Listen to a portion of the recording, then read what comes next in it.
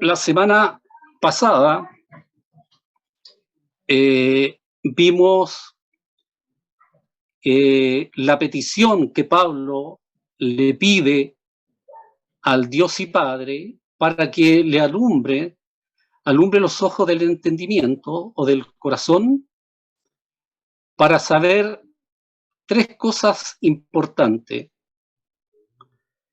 Y una de estas cosas es, como punto A, nosotros dijimos que nosotros conozcamos cuál es la esperanza a la cual nos ha llamado el Señor. Dimos un detalle de aquello. Y como punto B, para que conozcamos la riqueza, cuáles son las riquezas de su gloriosa herencia en los santos. Esto es sumamente importante porque, ojo, no está hablando de la herencia que tienen los creyentes en Cristo, como lo expresaba el poema de alabanza, sino que dice la herencia de Dios en los santos. Nosotros ya leímos el pasaje de Efesios 1:3 que dice: bendito el Dios y Padre de nuestro Señor Jesucristo, que nos bendijo con toda bendición espiritual en los lugares celestiales. Con toda bendición quiere decir que Dios el Padre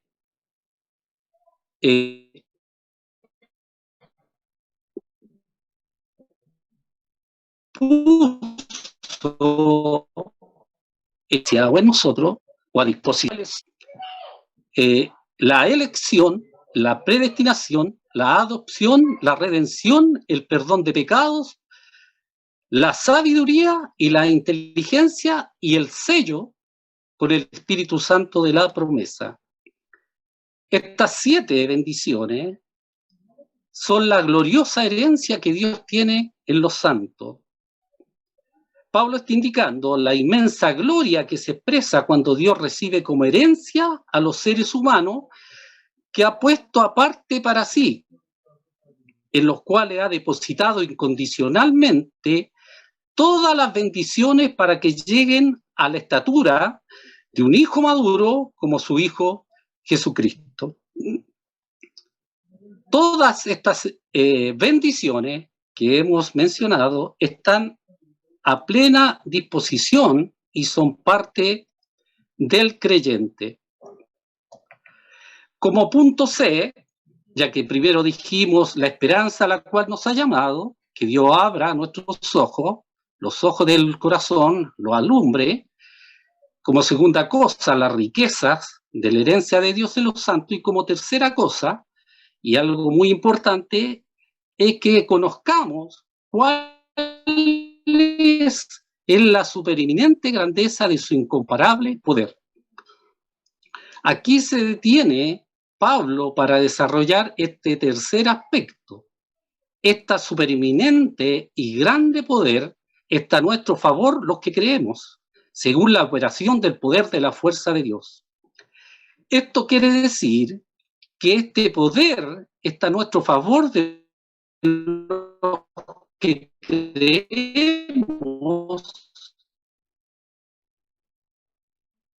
o podríamos decir, está conforme a la de Dios. Esto no es más ni menos que el poder de la fuerza de nuestro gran Dios, y por lo que entendemos, por la palabra de Dios, Dios es todopoderoso y es omnipotente. O sea, todo lo puede y nada le es imposible para él. O sea, todo este grandísimo poder hoy está a disposición de la Iglesia. Con razón, Pablo, para destacar lo grande que consiste este gran poder, usa superlativos gramaticales, porque es la única manera de poder resaltar o puntualizar lo grande que es este poder de Dios. Este supereminente y grande poder ya actuó en Cristo en dos hechos históricos. Como dice el 20a, dice, la cual operó en Cristo resucitándole de los muertos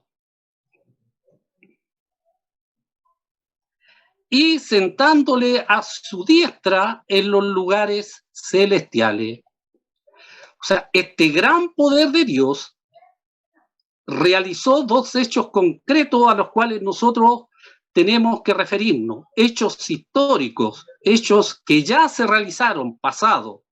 Lo grandioso de esto es que Pablo nos va a dar un ejemplo donde este grandioso poder operó, o se activó o entró en acción. Y dice Pablo, yo se los quiero mostrar a ustedes esto que aconteció.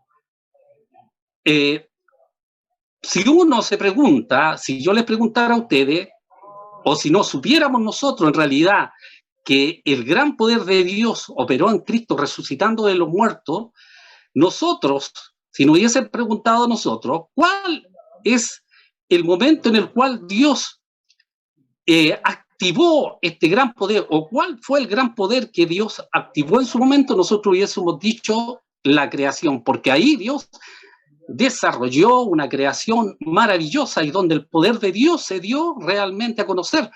Pero lo que pasa es que el apóstol Pablo nos dice que la creación no es el poder más grande que Dios ha realizado o ha concretado en sí, aunque es grande, sino que el acto más grande donde operó el poder de Dios fue cuando el Padre levantó por su poder a Cristo resucitándole de los muertos y sentándole a su diestra en los lugares celestiales.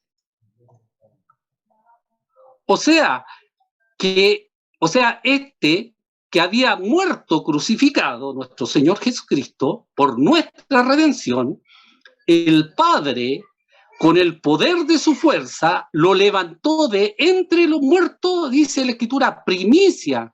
Es una primicia porque es el primero entre muchos que después Él en su segunda venida nos va a levantar. Además de levantarlo de entre los muertos, este gran poder lo exaltó, lo entronizó, sentándole a la diestra de Dios en los lugares celestiales. Gloria al Señor. O sea, el poder lo levantó tan alto que cuando ya llegó a los límites, cuando estaba coigual a Dios, allí se detuvo y lo sentó a la diestra de nuestro Dios. Entonces, esta es la segunda vez que aparece la palabra lugares celestiales. Y ahora nosotros entendemos un poco mejor o con más claridad cómo la Escritura se refiere en Efesios 1:3, que dice, bendito sea el Dios y Padre de nuestro Señor Jesucristo, que nos bendijo con toda bendición espiritual en los lugares celestiales en Cristo. Entonces nosotros nos preguntábamos, ¿por qué nos bendijo con toda bendición espiritual en los lugares celestiales? ¿Por qué? ¿Por qué razón? Entonces el pasaje de Efesios 1:20 lo responde y es porque hoy Cristo está sentado en los lugares celestiales. O sea, donde está Cristo, ahí estamos nosotros. Por lo tanto, si Él fue ascendido y fue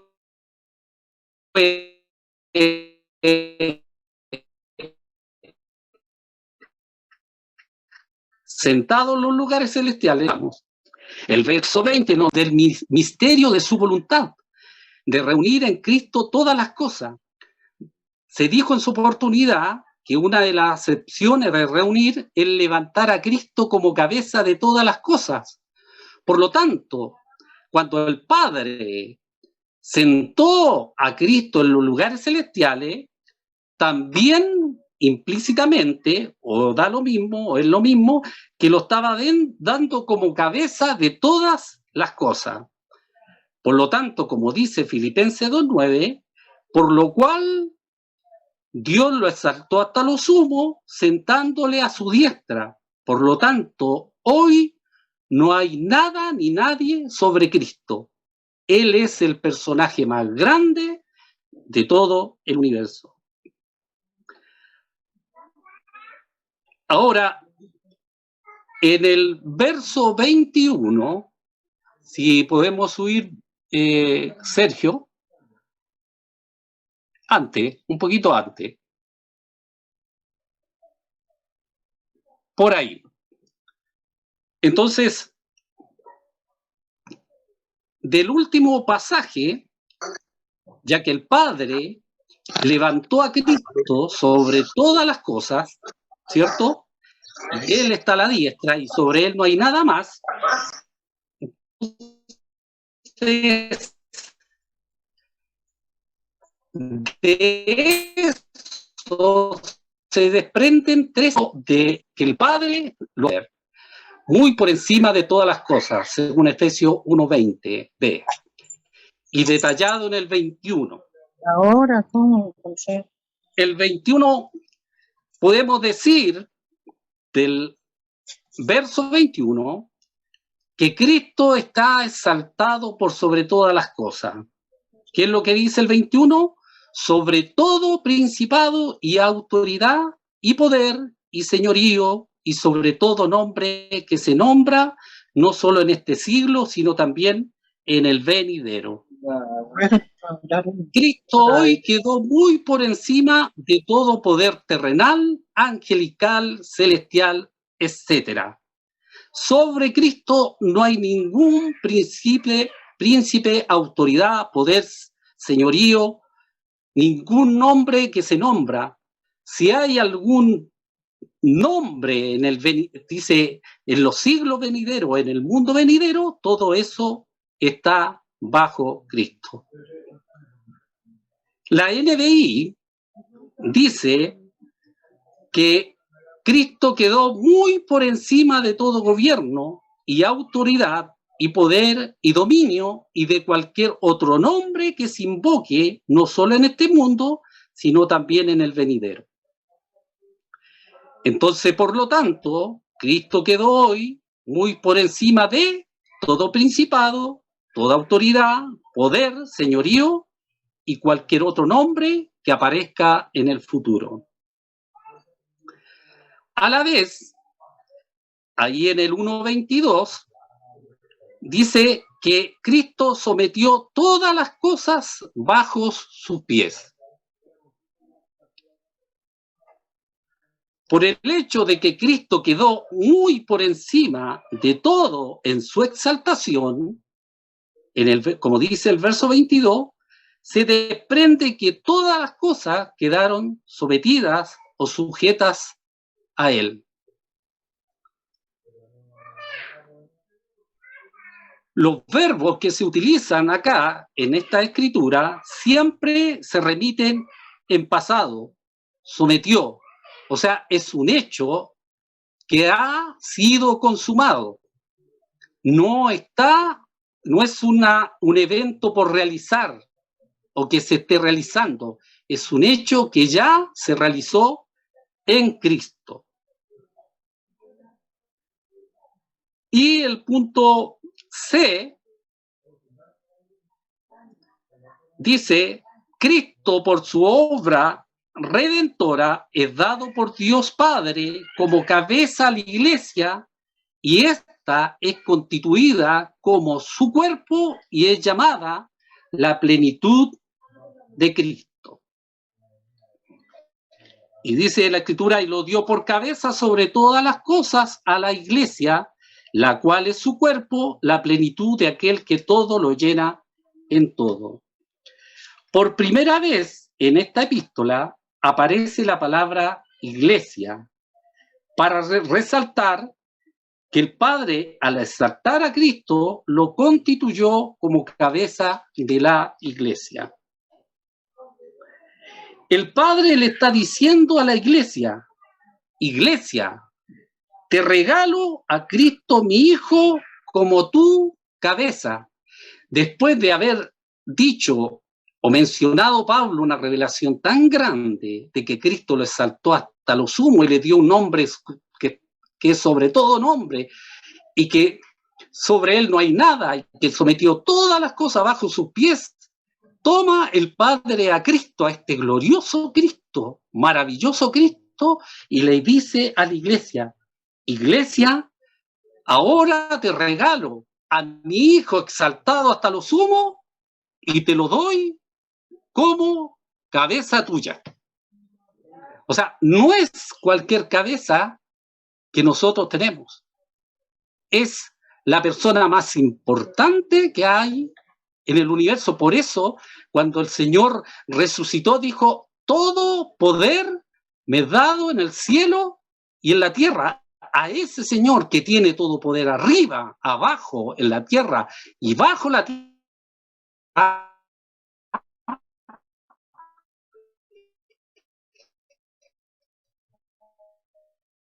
en todo el universo, le lo tomó y le dijo, iglesia, este ve, dice, Dios ha puesto todo bajo la autoridad de Cristo, a quien hizo cabeza de todas para beneficio de la iglesia.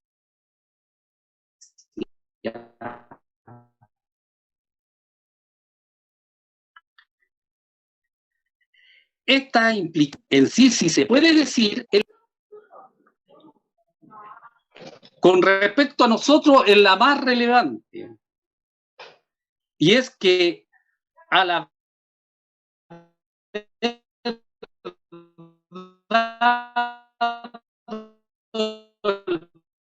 Padre a Cristo como cabeza de nosotros como el cuerpo de Cristo. O sea, una cosa implica la otra. Si hay una cabeza, tiene que haber un cuerpo.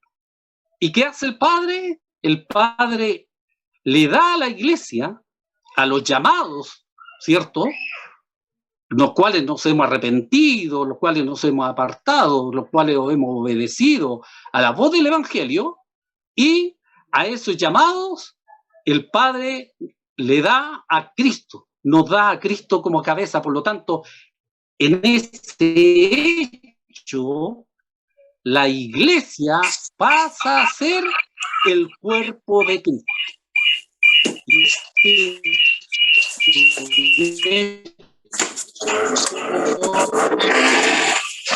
Pablo, por eso Pablo pide que roguemos al Padre que nos dé, que nos abra los ojos del entendimiento, que nos dé luz al respecto, que alumbre los ojos del corazón, porque estas son verdades tremendamente grandiosas.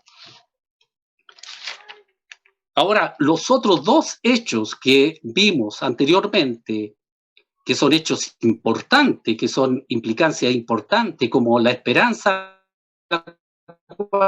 nos ha llamado conocer la gracia de Dios de los santos, tiene que ver venidero, pero esta tercera verdad, o que Cristo es la cabeza de la iglesia, tiene una relevancia directa, tiene una implicancia directa con nosotros. Nosotros hoy pasamos a ser el cuerpo de Cristo, donde Cristo es la cabeza, el que da las órdenes, el que ordena, el que dice cómo tienen que ser las cosas. Porque cuando él dijo, en Mateo dice, yo edificaré mi iglesia. ¿Y por qué lo dice con tanta propiedad? Porque él es la cabeza de la iglesia. Y esta iglesia, cuando dice la cual es su cuerpo, para nosotros es una frase más.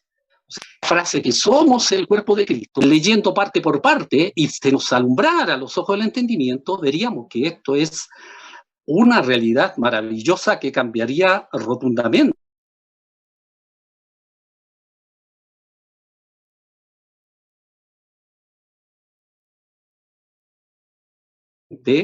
o transformaría.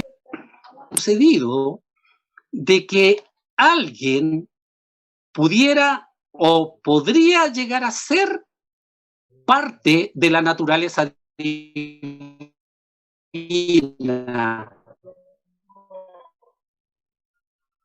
Nadie, ningún ser angelical, yo soy parte de la familia de Dios, yo soy el pueblo de Dios.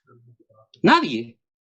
Y en este pasaje, Dios nos está revelando de que Él abre a Pablo los ojos para que él pueda ver que cuando a la iglesia el Padre le dio a Cristo como cabeza, como consecuencia, la iglesia se transforma en el cuerpo de Cristo. Este es nacional, se funda donde es Cristo la cabeza y la iglesia su cuerpo. Y esta unión que se realiza por haber hecho Padre la iglesia pasa por uno con la cabeza. Por lo tanto, uno puede decir que todo lo que le ocurrió a Cristo también le ocurrió a la iglesia. O sea, todos aquellos verdades que dicen que fueron consumados por Cristo, que fueron realizados, ¿cierto? Como el resucitar de entre los muertos, como el haber sido exaltado, levantado, entronizado, sentado junto al Padre en los lugares celestiales, todo aquello que le sucedió al Hijo primogénito, hoy como parte del cuerpo de Cristo, hoy como parte de la familia de Dios, también nos sucedieron a nosotros, ya que el Padre nos conectó, ¿cierto?, indisolublemente con su Hijo. Entonces, para nosotros, esta es una verdad tremendamente. Todo lo que le ocurrió, que pasó Cristo, también le van a ocurrir o la iglesia la va a experimentar. Así como Cristo resucitó, así también un día la iglesia, lo que esperamos en él, un día vamos a ser resucitados, vamos a ser levantados, vamos a ser entronizados y vamos a estar sentados junto con él en los lugares celestiales con Cristo. Se concluye o concluimos que la iglesia está indisolublemente unida a Cristo. En Efesios 6:30 es tan así que dice que somos hechos miembros del cuerpo de Cristo. Somos parte de su carne y somos parte de sus huesos. Y por eso uno, cuando Pablo perseguía a la iglesia camino a Damasco,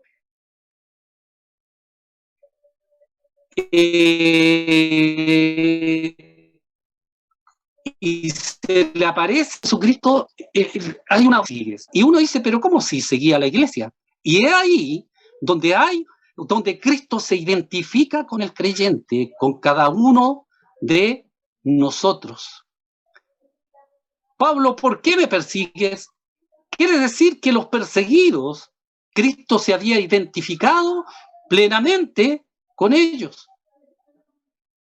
Es lo mismo cuando en el juicio de las naciones, cuando el Señor dice, tuve hambre y me diste de comer, tuve en la cárcel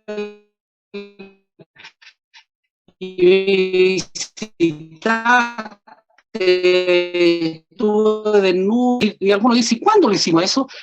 O sea, Dios, el Padre, se identifica plenamente a los hijos, al cuerpo,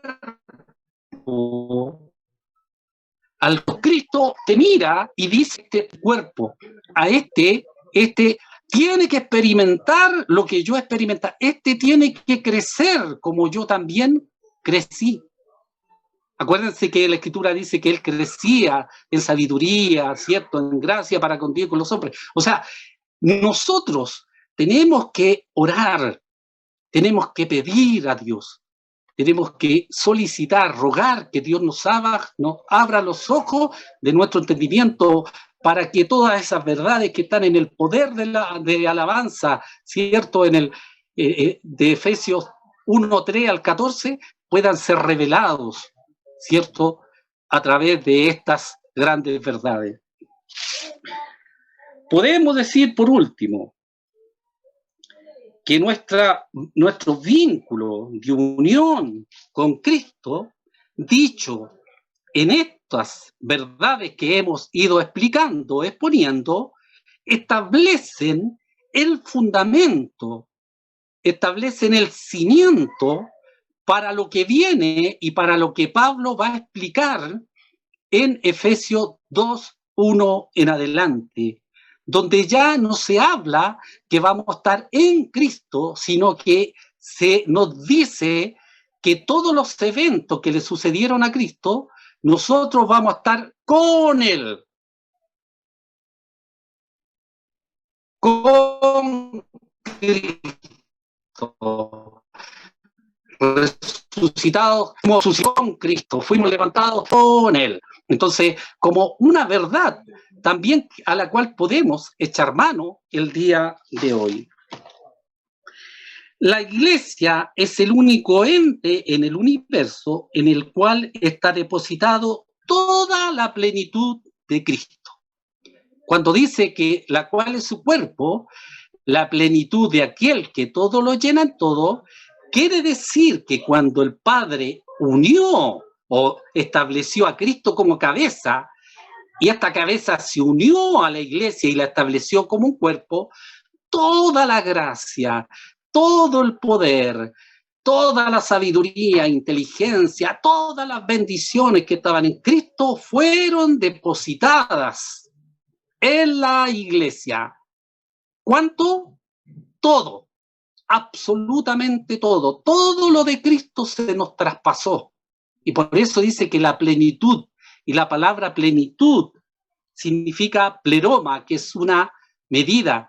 Pleroma en griego es plenitud, y esto es una medida.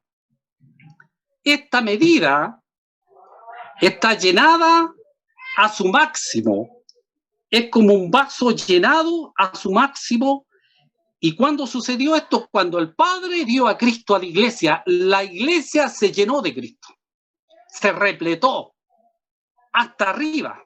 Cuando usted llena un vaso y está rebasado y no queda nada disponible para ser depositado, así Dios, el Padre, cuando dio a Cristo como cabeza, inmediatamente, en ese mismo acto fundacional, se traspasó toda esta bendición, de tal manera que hoy día de hoy la Iglesia está plena, está llena.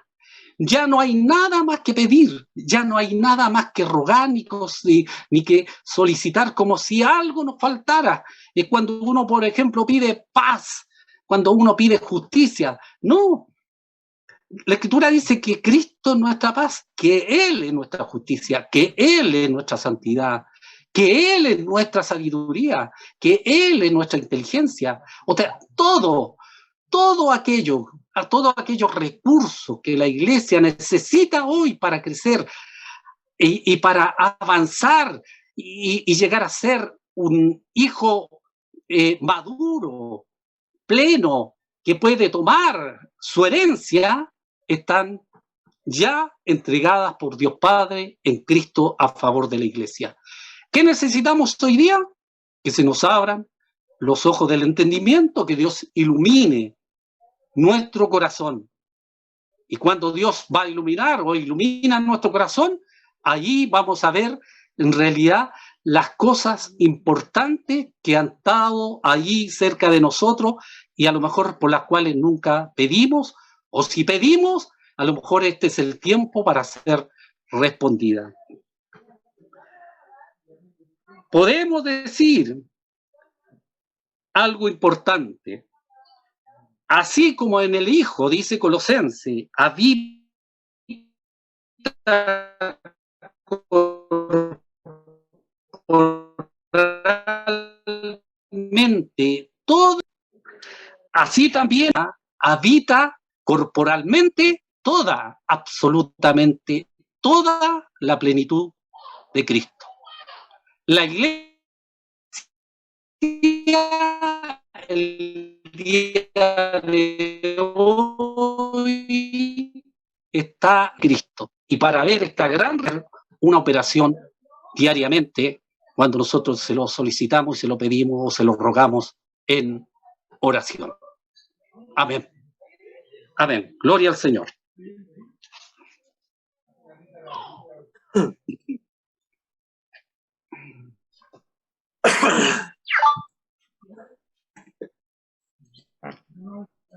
¿Va a decir algo, David?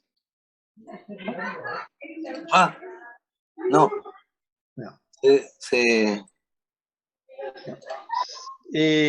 Terminamos de analizar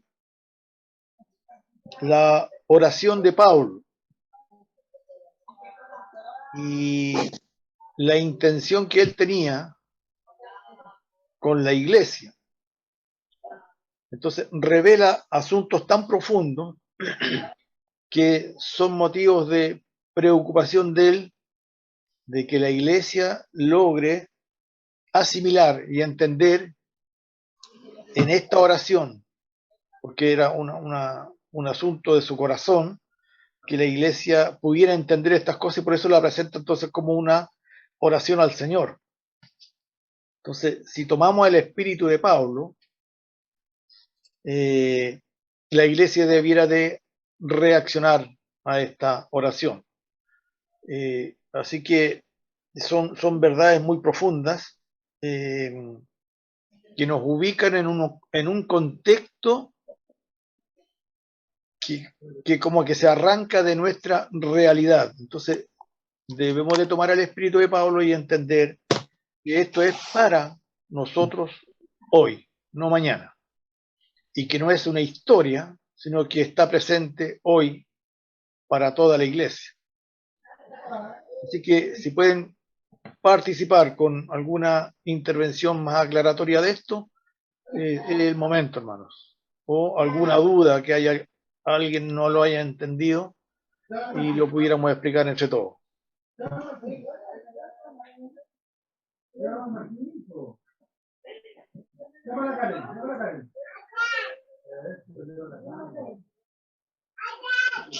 Pastor Sergio, soy Cristina. Yo creo que lo que tú estabas diciendo ahora es lo que tenemos que tomar. Escuchaba, independiente de que a lo mejor no había buena señal, yo creo que el Señor hoy día habló claramente, usó a Manuel de una manera maravillosa. Lo hemos escuchado otras veces y sabemos que estamos en esto. Y en lo personal, creo que la servida, esto es tan profundo que no es tan fácil, porque tenemos trabajos seculares, porque tenemos vidas con distintas complicaciones, ¿no es cierto? Pero al menos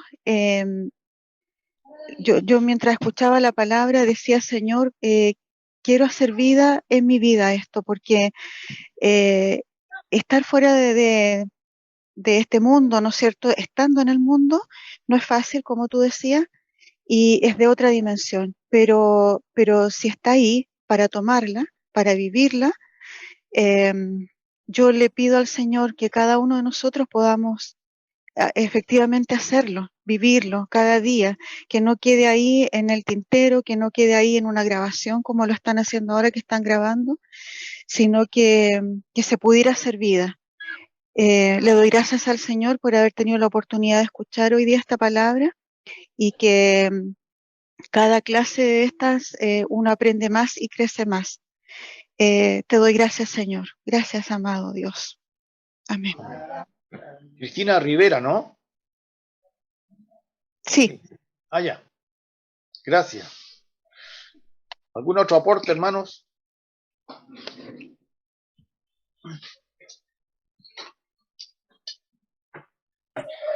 Buenas noches, hermano. También doy gracias al Señor Jesucristo por esto que estoy escuchando, ¿no? Sí. Y meditaba en la palabra que oía hoy día y la verdad lo tomo como verdades reveladas de parte del Señor, que hoy día tenemos acceso los creyentes, los que estamos creyendo continuamente todos los días al Señor y anhelando la fe de su Hijo Jesucristo en nosotros, esa fe viva en nosotros. Y me acordaba de las palabras de Juan cuando decía que la vida fue manifestada y la hemos visto, decía Juan en sus cartas. Esta revelación que viene a nosotros hoy en día, que tenemos acceso gracias al Señor, es el proceso de una relación con nuestro Señor Jesucristo, ¿no? Pero también creo que es un proceso que va en aumento, así como la luz de la aurora, dice la Escritura, que va en aumento. Son verdades reveladas, es una vida manifestada, ¿no?, de parte de nuestro Señor para llevarnos adelante, para crecer, para madurar, para considerar estas verdades que a Pablo no le vinieron de la noche a la mañana, sino que fue un proceso de ser tratado con el Señor, apartado para Él, como en algún momento fueron apartados, como decíamos la semana pasada, los discípulos, para estar con Él, para vivir con Él, para escucharlo, para verlo, para oírlo a Él permanentemente. Entonces estas verdades que habla esta carta, la verdad, son para la iglesia hoy en día, para edificarnos, darnos esperanza, darnos crecimiento como discípulos, como obreros del Señor, que somos parte de una iglesia, que somos parte de una unidad, que es la cabeza de nuestro Señor Jesucristo, de la cual depende el cuerpo, los dones, los ministerios, amén. Y por esto doy gracias al Señor, que cada día se vaya aumentando esto en nosotros, conforme al propósito del anhelo de la oración del apóstol Pablo, para llegar a un entendimiento como unidad, como iglesia, como hermanos que nos necesitamos, que dependemos los unos de los otros, que articulamos unos a los otros, independientemente de las congregaciones, somos miembros de un cuerpo, y si uno se duele, todo el cuerpo se duele, y si uno recibe honra, toda la iglesia se alegra por eso, ¿no? Porque es la cabeza la que va ordenando la iglesia de nuestro Señor Jesucristo. Entonces en eso meditaba y daba gracias al Señor, cómo este proceso va siempre en avance, de llevarnos a una madurez, a una estatura, como decía la Escritura, a una medida de un varón maduro, sujeto, obediente, con un propósito para andar, para caminar en santidad, en fe, en amor unos con otros, reconociendo la voz del Señor, el llamamiento del Señor diario. En esto bendigo al Señor, hermano, y doy gracias por esta palabra. Amén. Gracias, hermano Mario. Usted siempre tiene buenos aportes.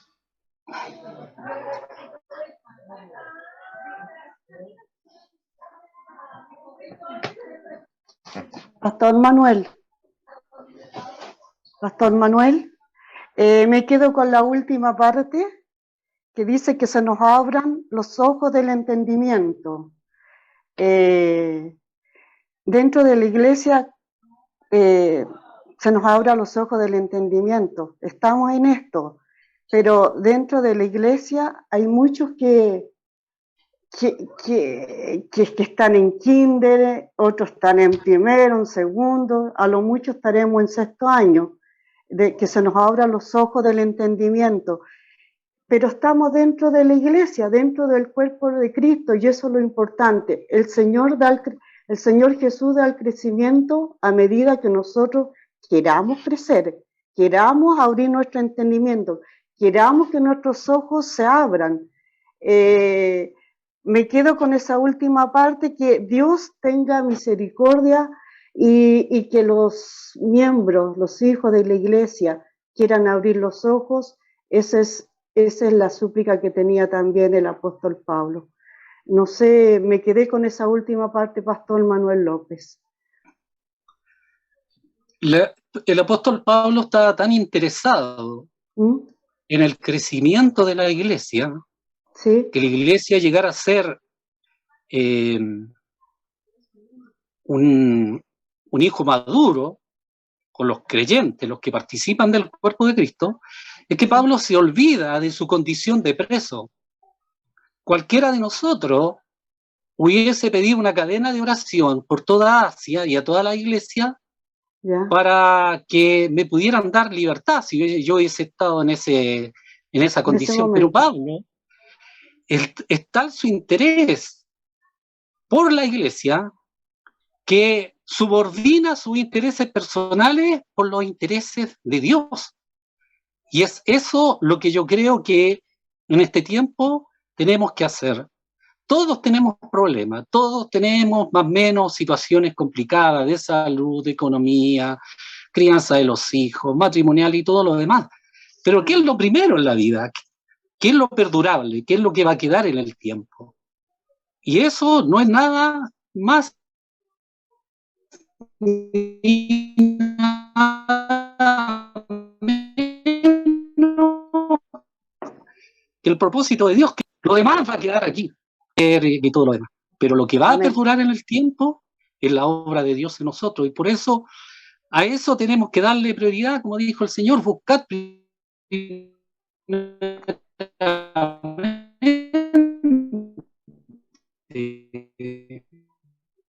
como prioridad, y todo lo demás motivó a Pablo a orar por los hermanos de Éfesos y por todos aquellos que estaban en la región de Asia.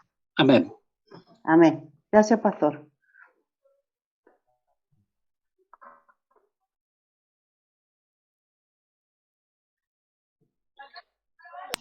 Me pareció que la pregunta de nuestra hermana Rosa tiene que ver más bien qué pasa con la diversidad de hermanos que constituyen la iglesia y que no todos tienen el mismo nivel de madurez para entender lo que el apóstol Pablo está presentando.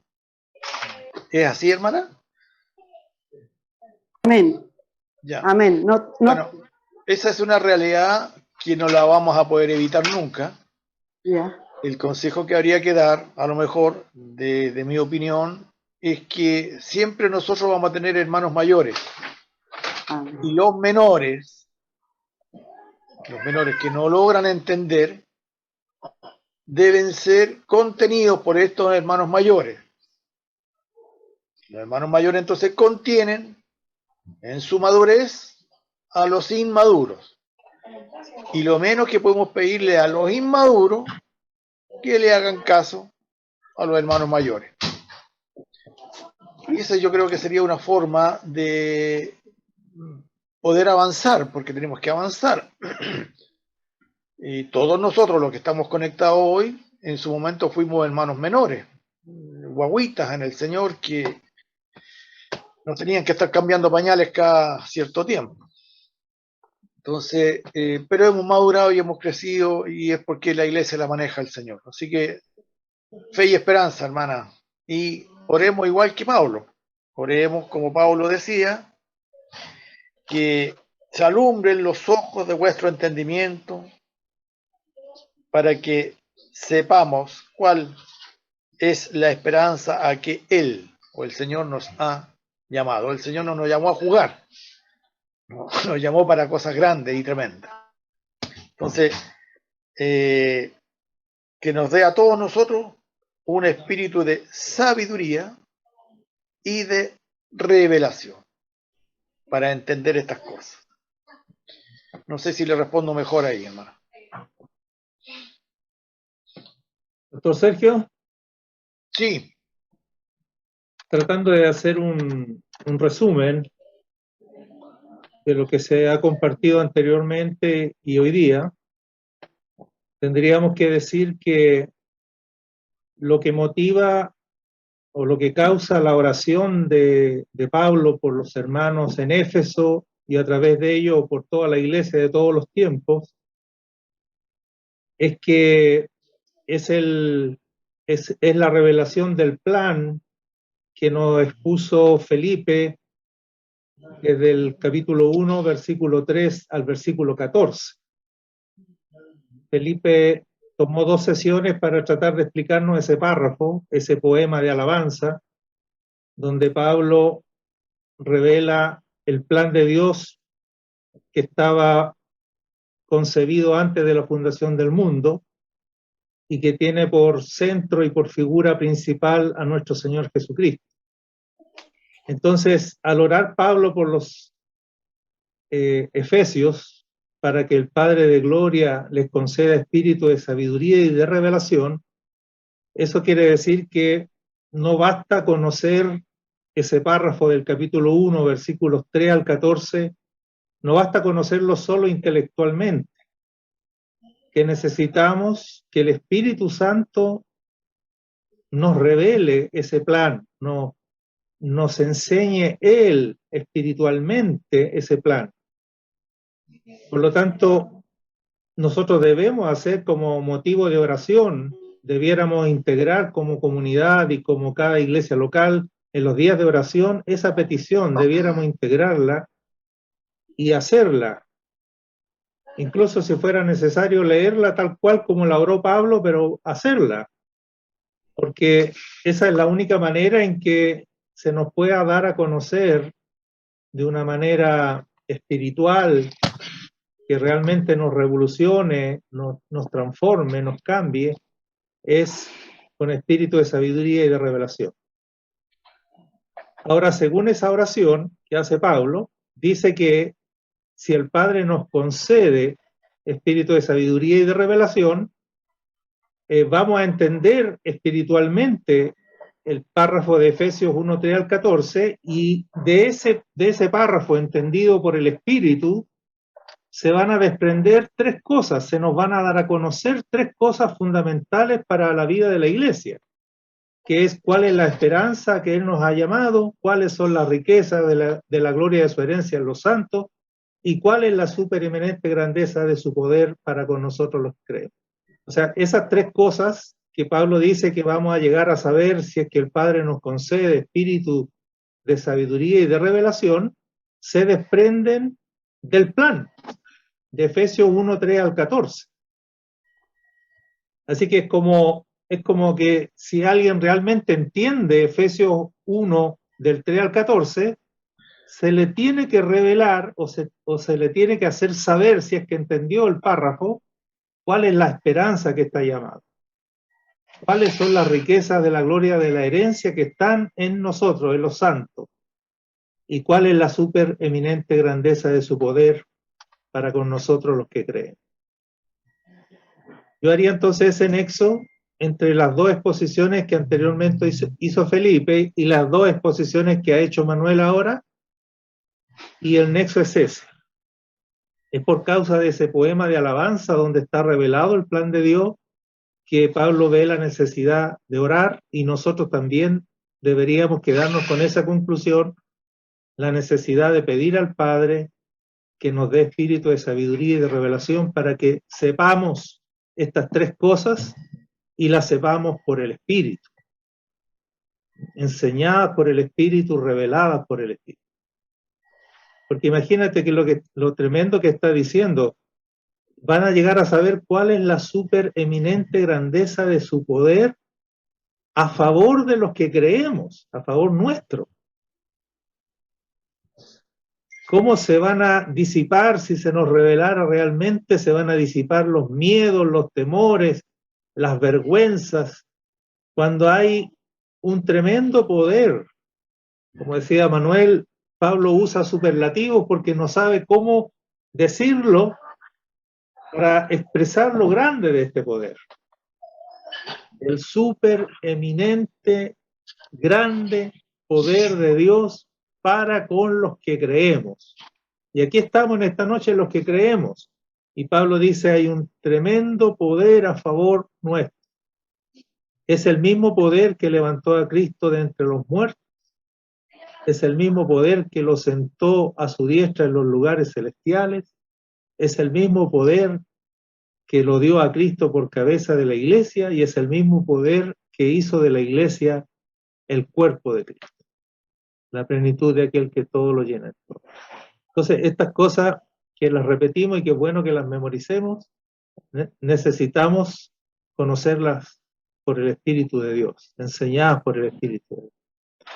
Así que hagamos nuestra esa oración y pidamos al Padre permanentemente y releamos los versículos 1, capítulo 1, 3 al 14, 1 y 100 veces, estemos releyéndolo y orando, leyendo y orando, que se nos revele, porque si el Señor nos destapa los sesos y se nos alumbra la ampolleta, o como dirían los antiguos, se nos cae la chaucha, nuestra vida va a cambiar.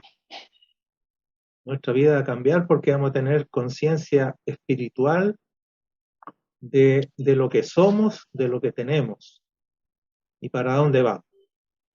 Amén.